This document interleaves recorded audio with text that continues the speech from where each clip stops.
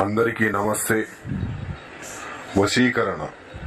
ఈ వశీకరణ ప్రయోగం ఎవరి మీద ఉపయోగిస్తారు అంటే భార్యాభర్తలు విడిపోయినప్పుడు, అలాగే ప్రేమికులు విడిపోయినప్పుడు, అలాగే మీ శత్రువులు మిమ్మల్ని బాధ పెట్టినప్పుడు, అలాగే మీరు కోరుకున్న వ్యక్తి, మీరు కోరుకున్న వారిని ఎవరినైనా సరే మీ చెప్పు చేతుల్లో ఉంచుకోవడానికి, అలాగే మీరు చెప్పిందే వినేటట్టుగా చేసుకోవచ్చు.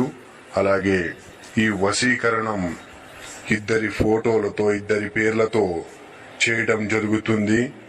అలాగే మీ ఇంట్లో పిల్లలతో సమస్యలున్నా, అత్తామామలతో సమస్యలున్నా, మీకు ఎటువంటి సమస్యలున్నా కానీ పరిష్కారం అనేది తప్పకుండా లభిస్తుంది.